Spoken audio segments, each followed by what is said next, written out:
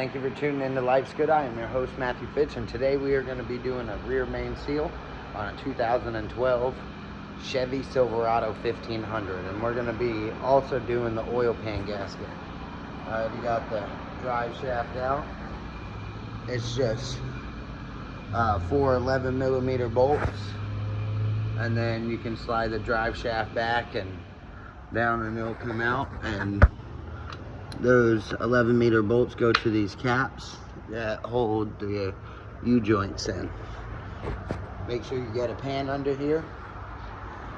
Catch all the fluid that's going to come out of there once you take the drive shaft out. Mark your drive shaft, over here, bleep bloop. Get that all marked up. And then what I'm going to do next is start going over after this cross member bar and this exhaust, and then I'll get back to you.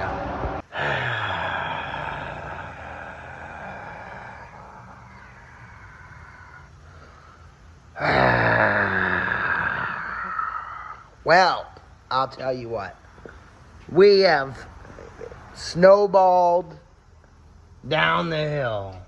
So got those two nuts off, bleep bloop, come around to that guy, or let's see if we can, that guy right there, he decided to round off, and then I seen, well, it got a 7mm on the end. Try to take the whole stud out, that rounded. So that guy will be taken out with a torch. Then, if we come over here, this guy's being a stubborn little shit as well. Haven't rounded it yet, but we're trying to get it out. Once I get the exhaust off, I can support the transmission, undo the transmission mounts, and then start getting this guy out. And then undo this guy, and the exhaust and this cross member will come down, and then we'll be able to get the starter off and start getting, the torque converter bolts and the bell housing bolts. But I'm just saying, I'm a little upsetty spaghetti about these bolts. I knew it. Anytime you start messing with an exhaust manifold, anything, it's a nightmare. But it has to get done. And I got the cross member out and the exhaust. Got the transmission jack in here holding this guy up. Got the transmission cooler lines disconnected, shift cable disconnected, harness unplugged and disconnected. Now I gotta get the starter out, which is 2 13s and I think signal wire and a positive wire over there, and then it's just a whole bunch of 15s all the way around. And then we'll strap this up before we get all the bell housing bolts and get this dropped down. Oh yeah, and the torque converter bolts in there. I think they're 13s, I'm not too sure. But this thing's almost out, and then we will be down to what we were doing, which is the oil pan gasket and the rear main seal. My man got the transmission out. It's over here on the jack stand. So tomorrow when I come in, I'm gonna take the flywheel off, get this cross member out of the way, drop that, drop the oil pan, do the oil pan gasket, pull the flywheel off. Then I will do the rear main seal, bleep bloop, RTV, all of that, put it back together, be done with it. Oh, forgot to record again. But anyways, I got the flywheel off. Man in the shop contact, please, man in the shop contact. Got the flywheel off. We got this gasket off right here. We got the two 10mm long bolts that go from the rear main seal cover down to the oil pan. So I am going around and getting the oil pan bolts now. I got the 10mm here that holds this harness off, and there's also another 10mm on the other side right there that holds these transmission cooler lines up in this harness. So now we just gotta go around, get these 10 millimeters off and drop this oil pan. We'll get everything cleaned up and put back together. And then we will start getting this rear main seal off, and you can actually see where it's failed right there and where it's been leaking. I cleaned everything up, so the fact that there's oil here is, we just already know where that's where it's leaking from. So we got the oil pan down. I got the rear cover off. It's sitting over there on the table. The new one comes with the cover, the seal already installed, and all of the hardware. So what I'm gonna do is I'm gonna put the oil pan on first. I'm gonna put the rear main seal on first, and then I'll put the oil pan on second, so I can RTV these corners a little bit when I put this on, and then I'll RTV the whole bottom side of it, and then I'll put the pan on. Complete loop. And just like that, fellas, the rear main seal's back on, oil pan's back on. Got all of these cinched down to 18 foot-pounds all the way around, these 10 millimeters. I'm gonna go ahead and get these brackets put back up there on these bolts that I got in their homes, so I didn't lose them. I got all these torqued down, and yeah, I guess throw the flywheel on there, some Loctite, torque the flywheel bolts down, and then, you know, put this cross member back up, put this bleep bloop steering rack back up, and then yeah, get that transmission over there put back up in here, get its cross member put back up in, all of its bleep bloops put back together, and its drive shaft put in, and then yeah, we'll be good. Oh, I'm also gonna do you know, sway bar links. Either side, they're just gone. And then the brake pads are also gone, so I'll do the brake pads as well. And just like that, boys, we got pan back on there, everything back on there, transmission up in here. Once you get it on up on these dowel pins, you know, you just shake it a few times, you'll hear it go clunk, and that's when it's sitting in to the little space in the center of the flywheel. I forget what it's called. Still got to put like this guy on, put the breather tubes up, put the harness over there, put the shift cable in here, get this cross member and get the transmission mount bolted up. You know, I got a couple things to do, and I noticed that some coolant was leaking on that side, so we'll figure out what got damaged when I was messing with that dipstick tube. And yeah, I already got all this stuff put back together, everything, all the little brackets on the end and side put up. This is cinched in here again permanently, steering racks in there permanently. I did get some sway bar links and some front brakes for the unit. I'll also do those. Yeah. Yep. I forgot to record again. I got the transmission all in, drive shaft in, cross member, everything's hooked up. Gosh dang.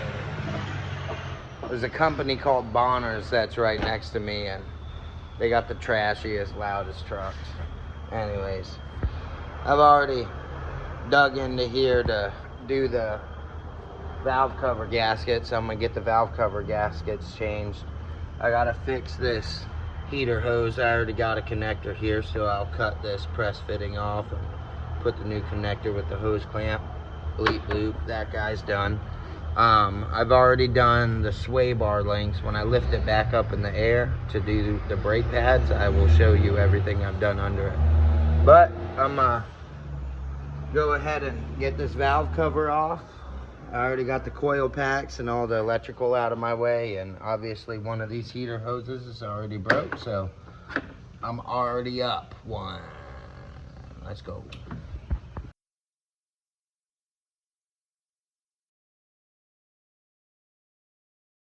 So we got the valve cover out. It is extremely dirty.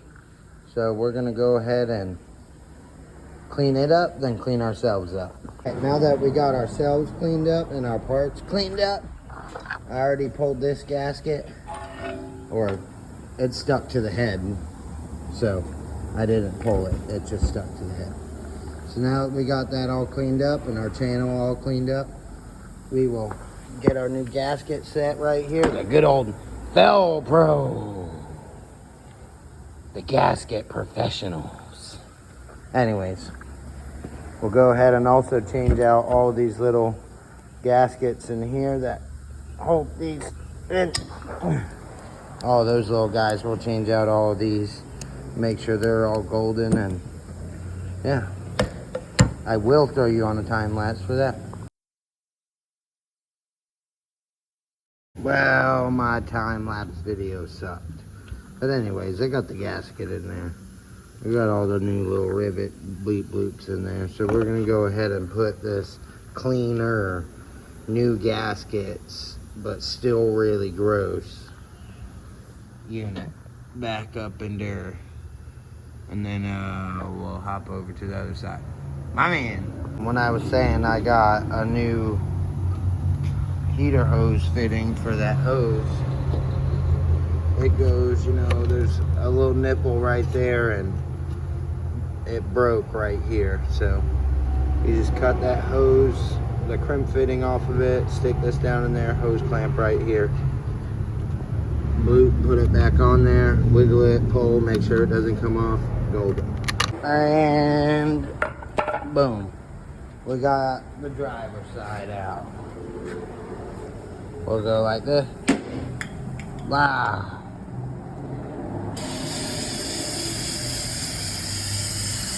Cleaner on up.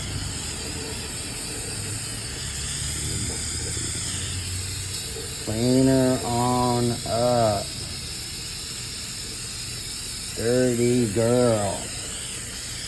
I don't want to be touching on you. Can't bring you home to the family like that, baby girl. You gotta tighten up.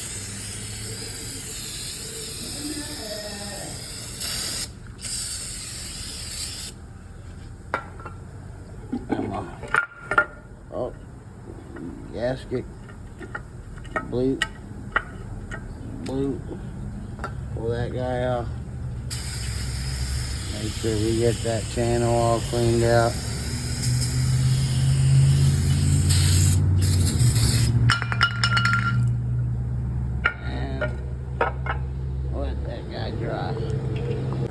And the same process as before. We'll take all of these guys out. We already got the gasket off. And we'll get it switched over and changed out.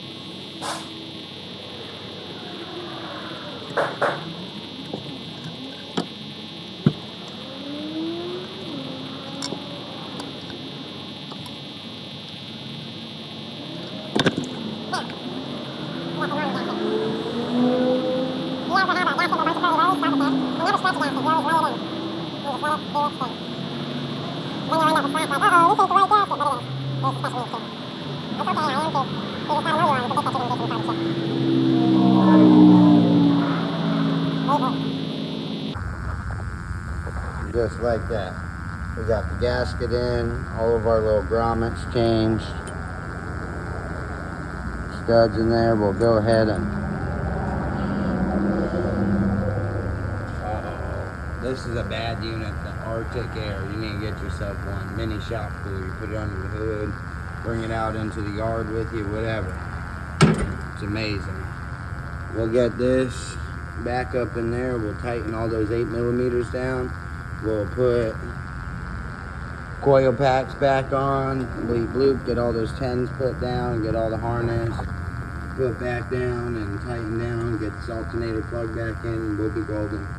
Really sorry that I'm bad about filming, but I broke my little phone stand that usually holds my phone so I can set up and have things filming, and it's really hard to do these jobs with one hand, so I just don't even try. But I'll film as much as I can and show progression of my videos. It really sucks that I can't show you what I'm doing as I'm working though, and I apologize for that. My man. Fellers, we got this unit put all back together, and it was still leaking oil. So let's go through it. It was leaking from the rear main seal, the oil pan, the valve cover gaskets, and now it is leaking still from the valley cover. At the back of the valley cover, it's leaking. Like, I'm so sick of this Chevy. So sick of this Chevy. I was like, I just want it off of my list, you know? I'm tired of fixing oil leaks on you. Why do you want to leak out of every orifice? And just like that, we're sitting in the Chevy letting it run. I didn't film any of the intake or valley cover stuff because that was the first time I've ever done anything like that, so I just wanted to learn and get through it myself. But we can shut this guy off. Doesn't sound the best, but you know, it has 250,000 miles, so I'm guessing that noise is a bad idler pulley. I haven't really checked it out yet, but the pretty sure that's idler pulley. Let's see. Yeah, that one right there. A little bit of play in it. But we got everything back together. We had the intake manifold off, the fuel rails, all of these wires, hoses, vacuum lines, everything. Everything off to get down to that valley cover. Down there, you can see it. The gasket was bad on the back side of it and letting oil next to the oil pressure sensor, and the back side of the valley cover just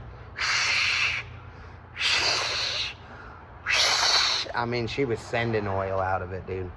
So let's go over it. We did the oil pan, rear main seal, valve cover gaskets, oil cooler gasket, intake manifold gaskets, and the valley cover gaskets. This thing was leaking oil out of every place it could. Jesus. But she's back together, and I don't know, this is a company truck. I don't know why they wanted me to get it done so quick, but it's done. And this had to take me multiple days because, you know, I still have customer cars coming in. I'm the only mechanic here, so I'm not gonna prioritize a company car over a customer car.